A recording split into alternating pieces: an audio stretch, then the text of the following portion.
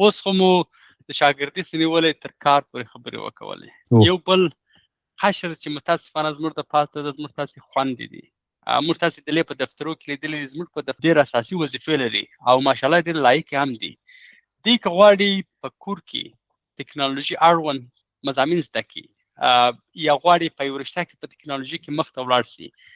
دوی ته سپارښتنه لري چې دوی څنګه کولی سي زده کړې وکړي، د کور دننه کم اپورچونیټیانې دوی ته شته. دا سخته پوښتنه ده چې زمونږ خویندې بالکل لایق دي. دا پروګرامینګ لنګویج نه دی، سی دا یو فیمیل جوړ کړی اول ځل. دا ځکه خو ډېر کمپلیکس هم دی،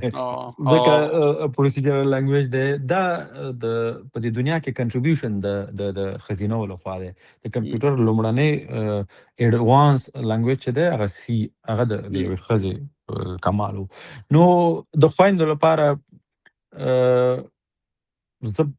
په تاسف سره وایم چې اوس ښه چانسز نشته. وجه دا ده چې که چیرې ته فریلانسینګ ته موټیویټ کوې نو افغانستان ته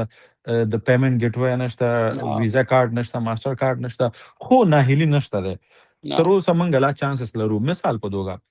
که چېرته یو څوک ځان کې وړتیا ګوري، وایب کوډینګ د اوس زمانې ښه ضرورت دی. د وایب کوډینګ په واسطه کولی شي دو ټولینګ سایټونه چې ورته وایي که نه، اوس یو جالبه کنسپټ راغلی دی. پاکستانیان ترې ډېره استفاده کوي، هندیان ترې ډېره استفاده کوي. دو سوچ کوي، یو ایډیا ډیولپ کوي د اے آی په مرسته باندې چې زه یو مشکل حل کړم. صحیح ده. مثال په ډول ډیټ کنورټر یو مشکل دی، یا د دې ته ورته یو بل مشکل دی، یا د ایمیج جنریشن د اے آی په واسطه یو مسله حل کوي، یو ښه ټول جوړوي، اے آی بیز یا نارمل. بیا دې ټول ته دو ډیجیټل مارکیټینګ کوي، امپروف کوي، ټرافیک راوړي. بیا د دې ټرافیک نه بعد چې دا ویب سایټ ښایسته جوړ شو، د دې کټګورۍ مربوطه کمپنیو ته کول ایمیلینګ چې ورته وایي، بنچ اف ایمیل ډیرو کمپنیو ته لیږي، ورته وایي چې ما دغسې یو کمال کړی دی او تاسې د کمپنۍ په دې برخه کې د دې ضرورت دی. که غواړئ تاسې واخلئ. تېره اونۍ یو پاکستاني په 80 میلیونه پاکستانیو باندې، که 80 کروړه یې ویلې، یو ټول یې خرڅ کړی دی، یو ټولینګ ویب سایټ یې جوړ کړی، 8 میاشتې پرې کار یې کړی. نو خویندې کولی شي چې یو ډېر ښه کنسپټ پریپیر کړي، بیرون کې که خپلوان یې خرڅلاو پیسې د هغې د اکاونټ له لارې وغواړي، په چا اعتماد لري. دویمه برخه په ای کامرس کې راتللی شي خویندې. شاپیفای ډېر ښایسته ویب سایټ په ایزي جوړوي درته په عادي کورسونو باندې. دو کولی شي ښایسته پروډکټس ډیزاین کړي، که چېرته خپلوان بیرون یو شاپیفای سټور لانچ کړي، یا د امازون، ایبی یا د ای کامرس ډپارټمنټ ته خویندې راتللی شي چې په هغې کې کار وکړي. اے آی انجینرینګ ته ټایپ اف راتللی هم شي، خو دا لږ کمپلیکس کار به افغانستان ته، ځکه دا فیس ټو فیس ډېر انالایز غواړي، ډسکس غواړي، ښه لیکچر غواړي چې هغو دا کنسپټس کلیر شي هغې لپاره. نو فریلانسینګ آپشن کې هم که چېرته څوک خپلوان ولري بیرون، او از ا فرنټ انډ ډیولپر، از ا پورټفیلو یا سټیټیک ویب سایټونه چې جوړوي، دغه ټکنالوژیانې زده کړي. هغه هم کولی شي یو چا ویب سایټ جوړ کړي، د یو چا ښایسته ډیټابیس جوړ کړي کوچنی غوندې، او هغه ورته انلاین وکړي، ترسره کړي. دا هغه چارې دي چې خویندې کولی شي چې خپل ټایم پې انویسټ کړي او راوړي. خو زما ارمان او غوښتنه دا ده، یا هغه ډریم سناریو دا ده چې ما سره خویندې، د افغانستان خویندې او ورونه په ګډه اوږه په اوږه د افغانستان د ډیجیټل سازي لپاره کار وکړي، نو دا به ډېره مفیده لاره وي. کوم چې موږ دې بدبختۍ سره مخ یو، او ضرورت هم ده. بالکل دغه یوه بدبختي ده. او د خوند لپاره متاسفانه چې مکتبونه نشته، موږ به دغه دعاوې او خپل زحمات کوو چې مکتبونه او پوهنتونونه دې پر مخ خلاص شي. خو خورا ډېر سکالرشیپونه، کورسونه او نورې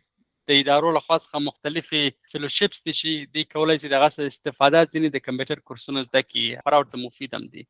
په اخر کې یوه موضوع چې مهمه موضوع د هغه د لوکلایزیشن ده، چې په پښتو یا دري باندې موږ تاسې کانټنټس جوړوو او یوټیوب، فیسبوک او نور ویب پاڼو ته یې جوړوو. د دې اهمیت افغانانو ته او عموما په افغانستان کې څه ده؟ دا یو 50-50 مسله ده ما لپاره فعلا. اوله کې زه په دې احساس په دې نظر وم چې باید لوکلایز شي هر شی او دا یو ښه تاثیر په دې لري چې د ټکنالوژي په کله کوم مس انډرسټانډینګ دی چې ټکنالوژي تعالی څه شی وایي ته به هماغه کوي لکه ورډ کې وایي چې ته سیف بټن لري سیوز به نه لري بس همدا سیف به استعمالوي یا دې ته ورته موږ افغانستان کې یو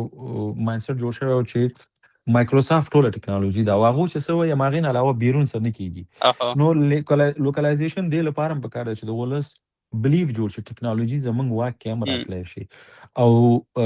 ایزي ټو یوز شي په روزانه چارو کې هر سړی استفاده کړي دا کار ایران کړی دی ډېر ښه امپلیمنټ کړی دی چین دا کار کړی روسیې دا کار کړی خپل ملي ژبو ته د ټکنالوژي راوړل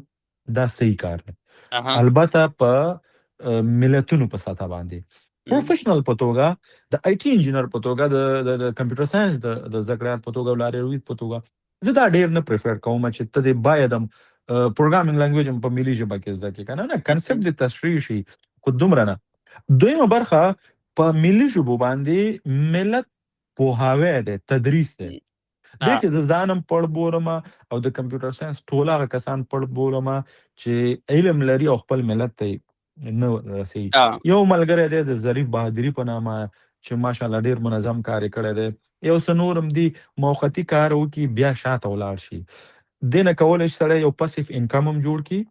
زمونږ د ملت سایز او په ملت کې د ټکنالوژي سایز ډېر کوچنی دی ویورشپ به دومره نه وي خو د ملي احساس په توګه که چېرته یو څوک دا کار وکړي کوم چې زه ورته آینده کې پلان هم لرم چې زه به ترسره کوم دا د ټولنې د سطحې په براوړلو کې ډېر زیات رول لري خو په ټوله کې د یو اپډیټ ملت په توګه ضرور ده چې موږ انګلیسي په خپل نصابونو کې او په انګلیسي پوهېدل عادي کړو هغه هیوادونه چې هغې کې انګلیسي عادي ده لکه پاکستان هندوستان او یا نور ټول چې ونیسي په اسیا کې هغو ډېر کامیاب پرمختللي دي نسبت هغو نه چې په خپله ژبه ډېر کلک ولاړ دي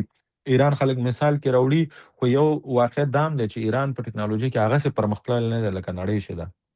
مننه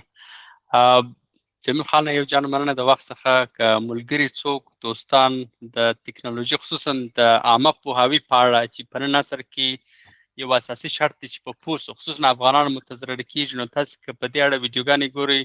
د جمیل باسط د فیسبوک پاڼه د ټیک ټاک پاڼه وګورئ در سره خورا خوندورې او ښه ویډیوګانې دي او پیج در سره لایک هم کړئ مننه د وخت څخه دی ډېره مننه یو جان مننه هیله کوم انجینر صاحب ښه راغلی ډېره مننه خوشحاله شوم خوندور مجلس و انشاءالله راتلونکي کې به موږ به دغه مسؤلیت به ادا کوو سوالونه تاسو کولی شئ په کمنټ کې موږ ته پرېږدئ یا مسیج وکړئ موږ به انشاءالله په راتلونکي پاس په هغه موضوعاتو اړوند هم کوو درته